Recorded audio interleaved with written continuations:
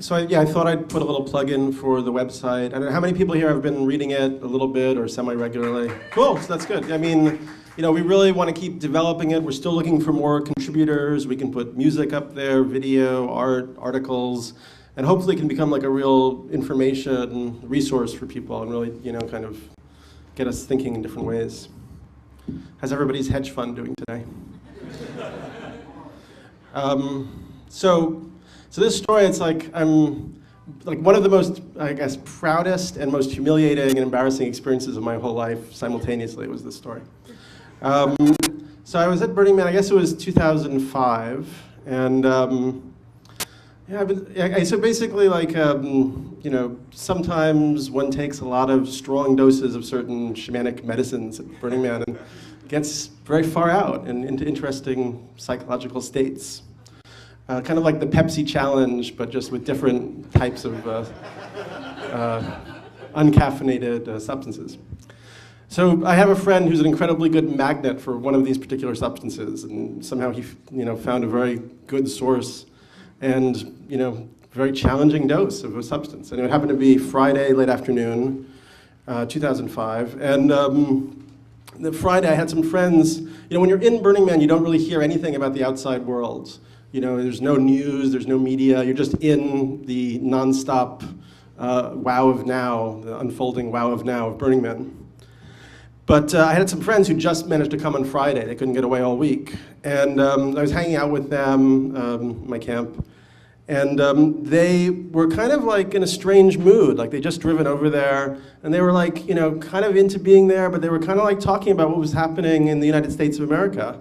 And it was, kind of surprising, because basically what they were kind of saying was that the whole fucking country was going crazy and falling apart.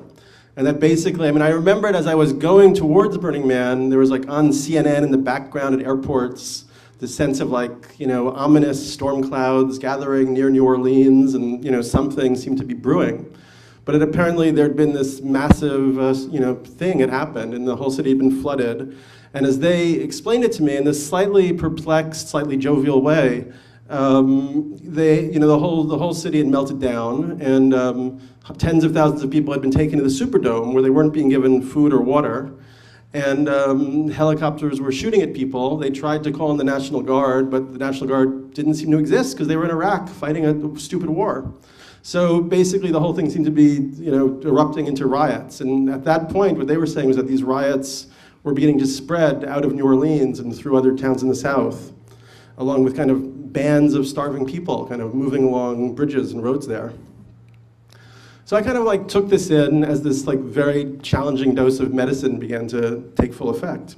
And we went for a bike ride around Burning Man, and it was Friday night, so everything was in full effect, and things were burning, and lasers were flashing, and people were dancing and in costumes. And I think we went to the giant mousetrap, which was a huge version of the mousetrap game on a gigantic scale. And I guess they were trying to set up the enormous ball, which like rolls around and does all these things before it finally gets caught in the trap. I don't totally remember. Because basically what happened at that point is I started to go into a very kind of like unusual psychic space where I began to feel this kind of alienation from humanity, basically. Kind of like this kind of, Paul was talking about deconditioning. This was kind of like a whole nother level of deconditioning. To the point where like, I doubt if you'd asked me what my name is, I doubt I would have really been able to give you an answer. And certainly the concept of entertainment like didn't really seem to exist anymore. And it was really more like this total kind of existential zero point where I was kind of looking around all these people like doing this stuff, and I was really wondering, what is all this stuff? Like, what is this display? Like why, and we went to El Circo, there was trapeze artists, dancers, dancing, why everybody's so excited? What's the deal is it with this?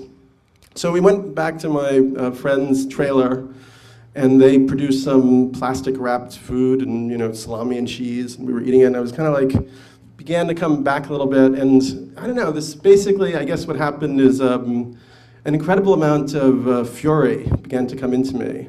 And I began to really think about like, what's that? Away from the mouth, better? Okay, cool. So yeah, so I began to really think about Just basically that I fucking hate the government. I fucking hate the government. And I don't think that we should be dominated by these fucking guys anymore. Just don't think it should happen anymore.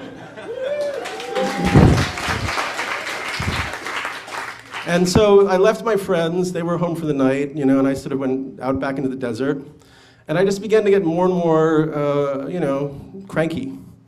And I stopped for a while, kind of threw my bike down in the dust, and really just thought about, like, you know, what the fuck are we doing on this planet right now? You know, where the biosphere is dying on us. We're looking at a situation where 25% of all species are going to be dead in, you know, the next 30 years, extinct. Climate change is accelerating, polar ice caps are melting. You know, do we have time for partying? Do we have time for festivals and flirtations and all this stuff? When are we going to get to work?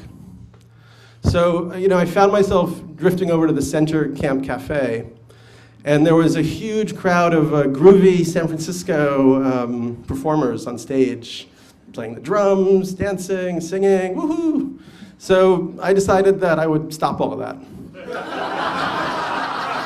So I went up on stage, and there was a guy who was kind of like a pillar of the kind of San Francisco hipster scene, who was drumming away, and I just took the drums out of his hand, the drumsticks, and I said, look, you've done this long enough, you've been doing this for years, you know, it's time to do something else, you know. You know what it's time to do? It's time to start the Underdog world revolution.